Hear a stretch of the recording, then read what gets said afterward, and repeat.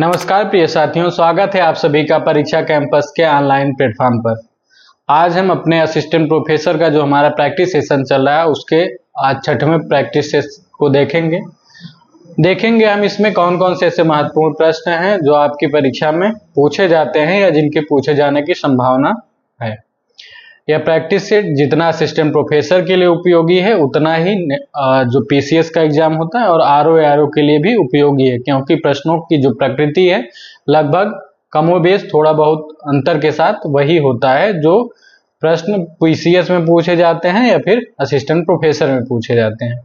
तो आइए आज के अपने इस शानदार प्रैक्टिस सेशन की शुरुआत करते हैं। देखते हैं कौन कौन से महत्वपूर्ण प्रश्न आज हमने शामिल किए हैं।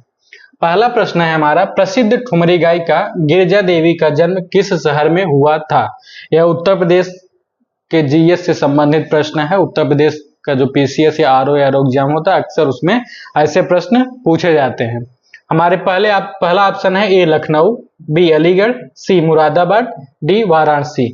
तो जो ठुमरी गायिका हैं गिरिजा देवी, इनका जन्म जो है वाराणसी में हुआ था। तो कहां पर इनका जन्म है? वाराणसी में। बहुत ही महत्वपूर्ण तथ्य है। आगे देखते हैं अगला प्रश्न, उत्तर प्रदेश में उत्तर केंद्रीय क्षेत्र सांस्कृतिक केंद्र स्थापित है। पहला ऑप्शन है ए आगरा में, सी प्रयागराज में, बी प्रयागराज में, सी वाराणसी में, डी बरेली में। तो इसमें जो हमारा सही उत्तर होगा, उत्तर केंद्रीय क्षेत्र सांस्कृतिक केंद्र जो है इसका मुख्यालय कहां पे है? प्रयागराज में। यह प्रयागराज में स्थापित है। आगे देखते हैं, सूची एक को सूची दो के साथ सुमेलित कीजिए तथा नीचे दिए गए कूट में से सही उत्तर का चयन करिए। सूची एक में क्या है? उत्तर प्रदेश में लगने वाले मेला जो लगते हैं वह है, और सूची दो में किस स्थान पर या किस जनपद से वह संबंधित है वह दिया गया है। पहला है देवी पाटन मेला आगरा, काम्पिल मेला बलरामपुर, बंटेश्वर मेला फर्रुखाबाद, डी ददरी मेला बलिया। तो हमारा जो अगर इसमें देखेंगे मैच कराएंगे तो देवी पाटन मेला जो है वह कहां पर है? देवी पाटन मेला बलरामपुर में लगता है, प्रसिद्ध है। काम्पिल मेला जो है यह फर्रुखाबाद में लगता है। बटेश्वर मेला जो है आगरा में लगता है, और ददरी मेला जो है बलिया में लगता है। यानी एक में 2, बी में 3, सी में 1 और डी में 4। 2 3 1 4। तो हमारा जो सही उत्तर होगा ऑप्शन सी जो है वह इससे मैच करता है। आगे देखते हैं, निम्नलिखित में से कौन सा धर्म विश्व विनाशकारी प्रलय की अवधारणा में विश्वास नहीं करता है? ठीक, हमारे ऑप्शन है ए बौद्ध धर्म, बी जैन धर्म, सी हिंदू धर्म, डी इस्लाम धर्म। जब हम धर्म की बात करेंगे तो सभी धर्मों में अधिकांशतः हिंदू धर्म चाहे हो, चाहे इस्लाम हो, चाहे बौद्ध धर्म हो, उसमें कहा जाता है, जैसे हिंदू धर्म में माना जाता है कि जब कलयुग समाप्त होगा तो प्रलय आएगी, ठीक, तो उसके बाद फिर सतयुग का आरंभ होगा। उसी प्रकार से इस्लाम में कहा जाता है कि एक दिन कयामत आएगी, ठीक उसी प्रकार से बौद्ध धर्म में है। परंतु जैन धर्म जो है, जैन धर्म में विश्व के विनाशकारी प्रलय की अवधारणा नहीं दी गई है। इसमें ऐसा माना जाता है कि एक जो अवस्था होती है उत्सर्पणी होती है, दूसरी जो अवस्था होती है असर्पणी होती है। यानी एक चक्र की भांति यह जो विश्व है चलता रहता है। एक जो उत्सर्पणी होती है उसमें 24 तीर्थंकर 63 सलाका पुरुष जन्म लेते हैं। जब अवसर्पणी दशा स्थिति प्रारंभ होती है तो ठीक वही उसका उसमें भी 63 सलाका पुरुष और 24 तीर्थंकरों का जन्म होता है। यानी विश्व की विनाशकारी प्रलय की अवधारणा जैन धर्म में नहीं है। यानी विश्व जो है निरंतर चलता रहेगा, कभी इसका न प्रलय होगा न आरंभ होगा, जन्म होगा। ठीक, आगे देखते हैं, निम्नलिखित पेशवाओं के शासन काल पर विचार कीजिए तथा उन्हें काल क्रमानुसार व्यवस्थित कीजिए।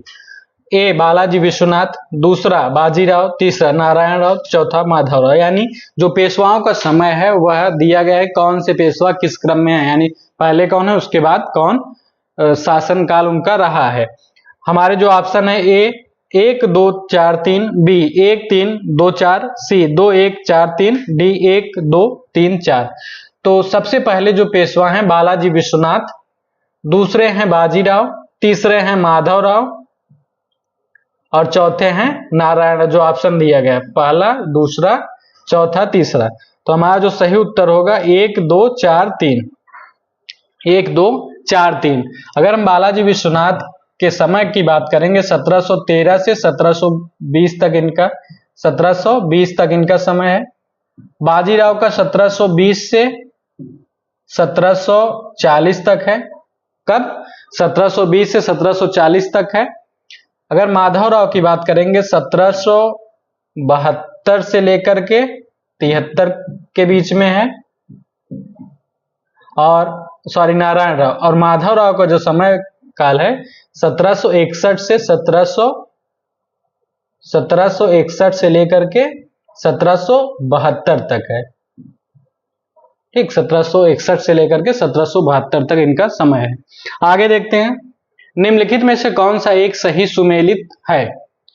पहला है देव समाज, यानी कि जो संगठन है धर्म से संबंधित, धर्म सुधार से संबंधित, उनका जो स्थल, किस स्थल पर उनका स्थापना हुआ था उससे संबंधित यह प्रश्न है। तो इसमें देखना है कि कौन सा सही है। देव समाज बनारस, भारत धर्म महामंडल दिल्ली, सनातन धर्म रक्षणी सभा कलकत्ता और राधा स्वामी सत्संग लाहौर। तो इसमें जो सही उत्तर होगा हमारा सनातन धर्म रक्षणी सभा, यही सही है। ये इसी का जो समय है, ठीक है, स्थान पर स्थापना का जो स्थल है वह सही है। इसकी स्थापना कहाँ पे हुई थी? कलकत्ता में हुई थी। अगर हम देव समाज की बात करते हैं तो देव समाज जो है इसका स्थापना जो लाहौर में हुआ था। ठीक, देव समाज की स्थापना कहां पर? लाहौर में हुआ था। जबकि भारत धर्म महामंडल की अगर हम बात करेंगे तो इसकी स्थापना हरिद्वार में। ठीक, कहां पर? भारत धर्म महामंडल की स्थापना हरिद्वार में, जबकि राधा स्वामी सत्संग जो है इसकी स्थापना आगरा में हुई थी। ठीक, कहां पर? आगरा में। आगे देखते हैं, अगला हमारा प्रश्न क्या है? उत्तर प्रदेश का निम्नलिखित में से कौन सा जिला क्षेत्रफल की दृष्टि से सबसे छोटा है? ठीक, सबसे छोटा जिला में देखना है। ए हमीरपुर, बी हरदोई, सी हाथरस, डी हापुड़। तो उत्तर प्रदेश का जो क्षेत्रफल की दृष्टि से सबसे छोटा जो जिला है वह है हापुड़। कौन सा? हापुड़ है। आगे देखते हैं, सूची 1 और सूची 2 का मिलान कीजिए और सूची के नीचे दिए गए कूट से सही उत्तर का चयन कीजिए। सूची 1 में राज्य दिया गया है और सूची 2 में उस राज्य में पाई जाने वाली सबसे ऊंची चोटी के विषय में दिया गया है। तो देखते हैं कि इसमें क्या क्या है। पहला है केरल दो बेटा, नागालैंड नंदा देवी, उत्तराखंड अनाईमुडी, तमिलनाडु सारामती। तो हमारा इसमें जो सही उत्तर होगा, केरल की सबसे ऊंची जो चोटी है वह अनाईमुडी है। कौन है? अनाईमुडी है। और नागालैंड की सबसे ऊंची चोटी जो है सारामती है। उत्तराखंड की सबसे ऊंची चोटी नंदा देवी और तमिलनाडु की सबसे ऊंची चोटी जो है दोदा बेटा है। ठीक, इस प्रकार से ए में 3, बी में 4, सी में 1, डी में 2, 3 4 1 2, 3 4 1 2 हमारा सही उत्तर सी है। ठीक, कौन सा है? सही उत्तर हमारा सी है। आगे देखते हैं, निम्नलिखित में से कौन सा कारण भारत के उत्तर पश्चिम भाग में शीत ऋतु में होने वाली वर्षा के लिए उत्तरदायी है? यानी किस कारण से उत्तर पश्चिमी भाग में जो शीत काल में वर्षा होती है वह इसमें हमें बताना है। हमारे ऑप्शन है ए मानसून की वापसी, सी पश्चिमी विक्षोभ, बी यहां पर होगा सी चक्रवाती अवदान, डी दक्षिण पश्चिम मानसून। तो इसमें जो हमारा सही उत्तर होगा पश्चिमी विक्षोभ के कारण शीत ऋतु में वर्षा होती है उत्तर भारत में। ठीक, उत्तर पश्चिमी भारत में पश्चिमी विक्षोभ के कारण जो वर्षा होती है शीत ऋतु में। आगे देखते हैं, निम्नलिखित कथनों में से लेटराइट मिट्टी के विषय में कौन सा कथन सही है? एक है यह मिट्टी उच्च तापमान एवं भारी वर्षा वाले क्षेत्रों में विकसित होती है। दूसरा है इस मिट्टी में लौह ऑक्साइड एवं एल्यूमिनियम की कमी पाई जाती है। नीचे दिए गए कूट से सही उत्तर का चयन करिए। पहला है 1 और 2 दोनों सही हैं, बी केवल 2, सी न तो 1 न ही 2, डी केवल 1। तो इसमें जो सही उत्तर होगा, यह मिट्टी उच्च तापमान एवं भारी वर्षा वाले क्षेत्रों में विकसित होती है, यह सही है। इस मिट्टी में लौह ऑक्साइड एवं एल्यूमिनियम की कमी पाई जाती है, यह गलत है। कमी नहीं पाई जाती बल्कि लौह ऑक्साइड और एल्यूमिनियम की इस मिट्टी में अधिकता होती है। कमी किस चीज की होती है? लेटराइट मिट्टी में किस चीज की कमी होगी?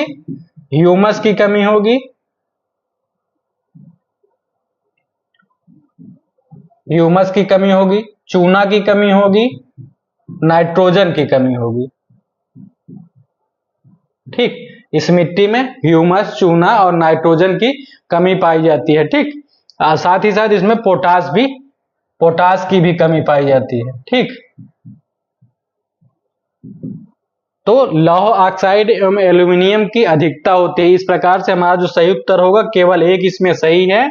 लेटराइट मिट्टी में लौह ऑक्साइड और एल्यूमिनियम भारी मात्रा में पाया जाता है, जबकि ह्यूमस, चूना और पोटास तथा नाइट्रोजन नहीं पाया जाता है, बहुत कम पाया जाता है। आगे देखते हैं, अनवीनीकृत ऊर्जा का स्रोत है। हमारे ऑप्शन है सौर ऊर्जा, बी वायु ऊर्जा, सी पेट्रोलियम, डी बायोगैस। यानी निम्नलिखित जो ऑप्शन दिए गए इसमें कौन सा अनवीनीकृत ऊर्जा का स्रोत है? तो अनवीनीकृत से मतलब जिसका फिर से उपयोग ना हो पाए दोबारा, एक बार अगर उपयोग हो गया है तो दोबारा उसका निर्माण नहीं किया जा सकता है। तो हमारा जो सही उत्तर इसमें होगा पेट्रोलियम। ठीक, पेट्रोलियम यह अनवीनीकृत ऊर्जा का स्रोत है, इसे अनवीनीकृत ऊर्जा भी कहा जाता है। आगे देखते हैं, 2011 की जनगणना के अनुसार किस राज्य का जनसंख्या घनत्व सबसे कम था? हमारे ऑप्शन है हिमाचल प्रदेश, बी अरुणाचल प्रदेश, सी पश्चिमी बंगाल, डी मिजोरम। तो इसमें जो सही उत्तर होगा, 2011 की जनगणना के अनुसार सबसे कम जनसंख्या घनत्व वाला राज्य, सबसे कम क्या है जनसंख्या घनत्व वाला, तो अरुणाचल प्रदेश है। अरुणाचल प्रदेश सबसे कम जनसंख्या घनत्व वाला राज्य है, जबकि सबसे अधिक जनसंख्या घनत्व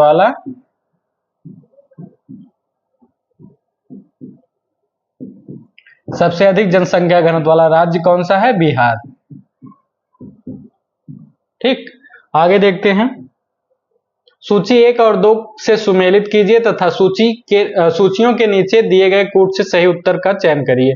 पहला है सूची 1 में ज्वालामुखी पर्वत दिया गया है, सूची 2 में क्या दिया गया है?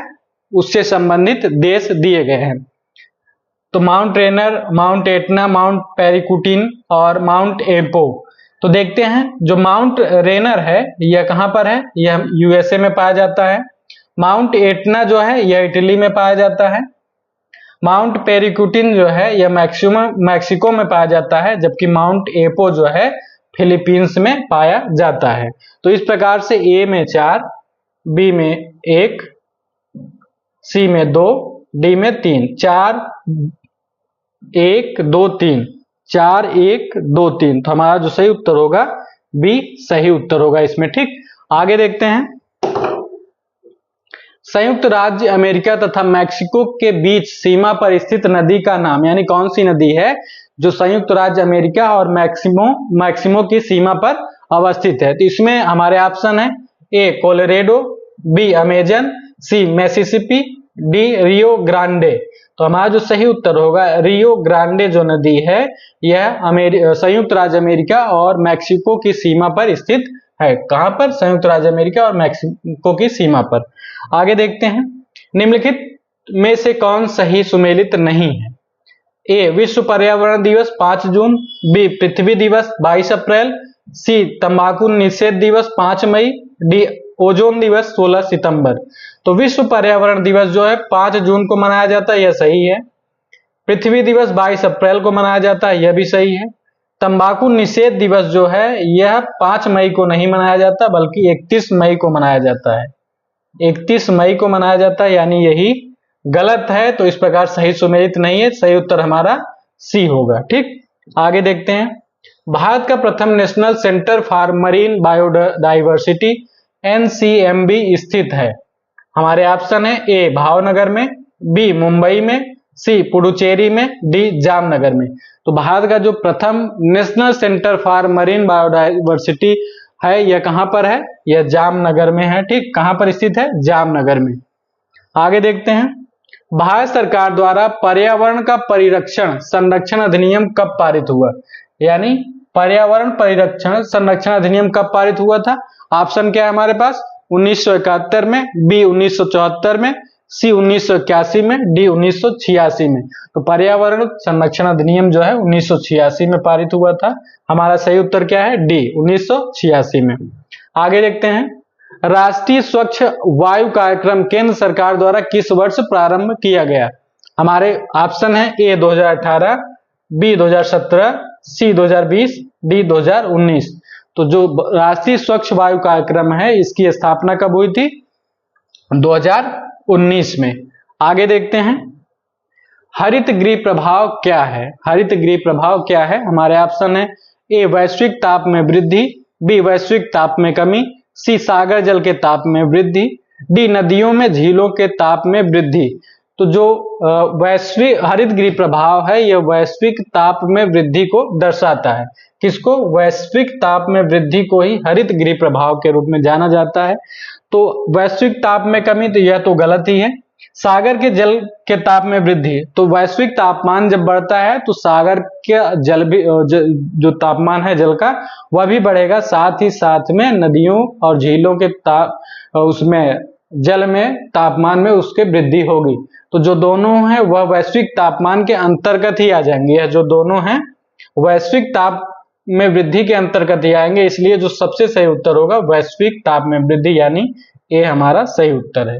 आगे देखते हैं, किस संविधान संशोधन के द्वारा दिल्ली को राष्ट्रीय राजधानी क्षेत्र बनाया गया? ऑप्शन हमारे हैं ए 75वां, बी 70वां, सी 73वां, डी 69वां। तो हमारा जो सही उत्तर होगा 69वां संविधान संशोधन के द्वारा दिल्ली को राष्ट्रीय राजधानी क्षेत्र बनाया गया था। कब? 69वां संविधान संशोधन अधिनियम के द्वारा दिल्ली को राष्ट्रीय राजधानी क्षेत्र के रूप में मान्यता दी गई थी। आगे देखते हैं, भारतीय संविधान का कौन सा अनुच्छेद भारत की विदेश नीति से संबंधित है? यानी जो भारत की विदेश नीति का संबंध किस अनुच्छेद से है तो उसको देखना है। पहला है अनुच्छेद 380, दूसरा है अनुच्छेद 312, सी अनुच्छेद 60, डी अनुच्छेद 51।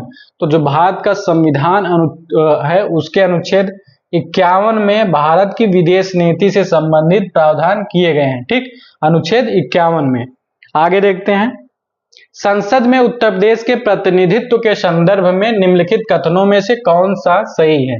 यानी उत्तर प्रदेश संसद में उत्तर प्रदेश का प्रतिनिधित्व जो है लोकसभा और राज्यसभा में कैसा है उससे संबंधित यह प्रश्न है। पहला है कथन, राज्यसभा के लिए उत्तर प्रदेश को 31 सीटें आवंटित हैं। दूसरा, लोकसभा के 80 सदस्य उत्तर प्रदेश में से निर्वाचित होते हैं।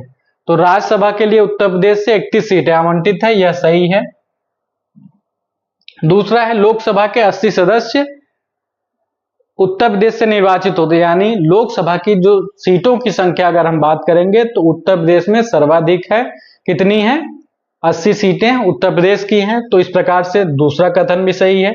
हमारा जो ऑप्शन है केवल एक, बी न तो एक न ही दो, सी एक, डी एक और दो दोनों, यानी हमारा जो सही उत्तर होगा डी दोनों सही है। ठीक, आगे देखते हैं, सूची 1 और सूची 2 को सुमेलित कीजिए तथा सूचियों के नीचे दिए गए कूट से सही उत्तर का चयन करिए। पहला है सूची 1 में समितियां दी गई हैं और दूसरे सूची में उस समिति की कब नियुक्ति किस वर्ष हुई थी उससे संबंधित यह तथ्य है। प्रश्न है, आगे देखते हैं कि इसमें कौन सा सही उत्तर होगा हमारा। पहला है बलवंत राय मेहता समिति 1957 में, तो यह सही है। 1957 में बलवंत राय मेहता समिति का गठन हुआ था।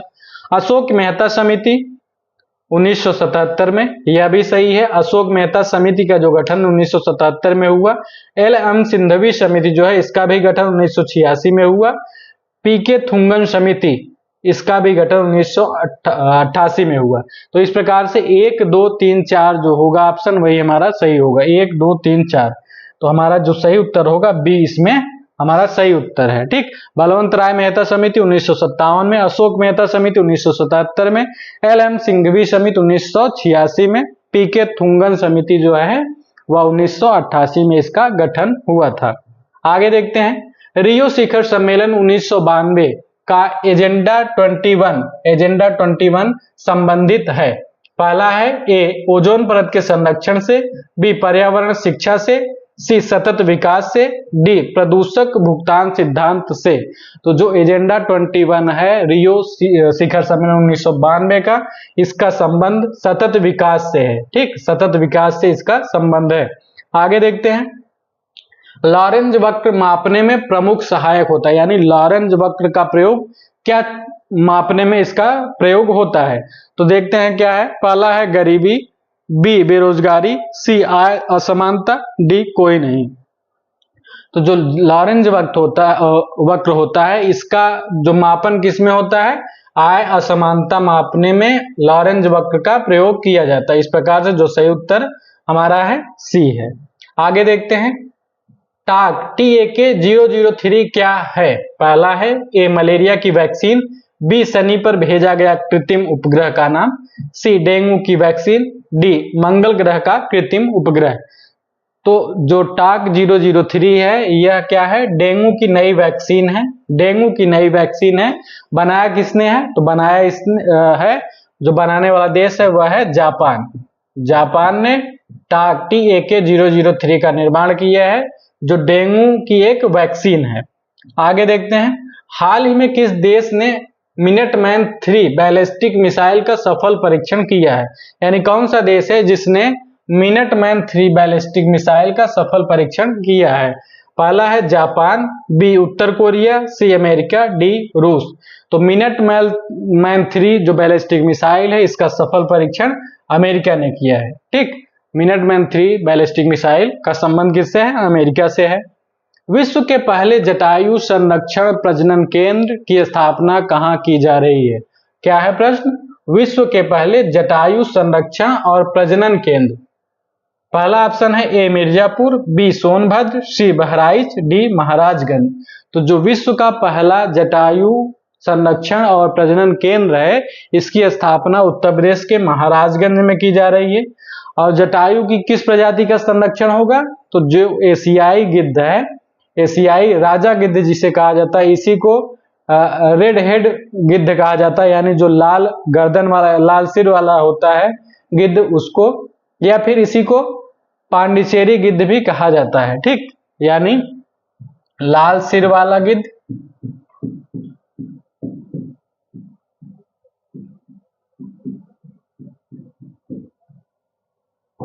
या पांडिचेरी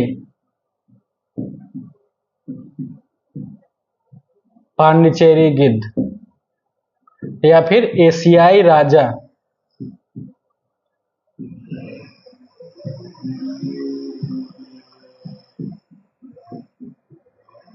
ठीक, यह एक गिद्ध की प्रजाति है, इसी का संरक्षण महाराजगंज में किया जा रहा है। उसके संरक्षण और प्रजनन से संबंधित जो केंद्र की स्थापना महाराजगंज में, उत्तर प्रदेश के महाराजगंज में की जा रही है। यह विश्व का पहला जटायु संरक्षण और प्रजनन केंद्र है। आगे देखते हैं, निम्नलिखित में से कौन सा देश अंतरराष्ट्रीय सौर संगठन ISA का 100वां पूर्ण सदस्य बना है। यानी अंतरराष्ट्रीय सौर संगठन ISA का 100वां पूर्ण सदस्य बनने वाला कौन सा देश है। पहला ऑप्शन हमारा ए है पराग्वे गणराज्य, बी स्पेन, सी ओमान, डी पनामा। तो हमारा इसमें जो सही उत्तर होगा, पराग्वे गणराज्य जो है अभी हाल ही में क्या है, यह अंतरराष्ट्रीय सौर संगठन का 100वां सदस्य देश बना है।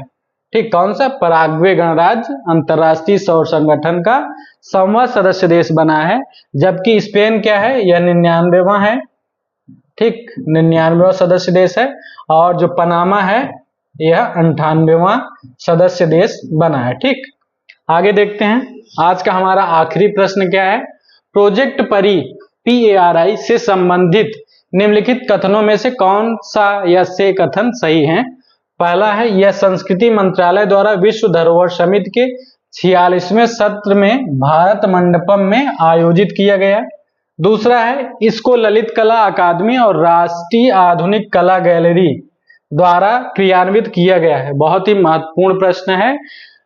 प्रोजेक्ट जो परी है इससे संबंधित तथ्य दिया गया है। पहला कथन है कि संस्कृति मंत्रालय द्वारा विश्व धरोहर समिति की जो 46वीं बैठक दिल्ली के भारत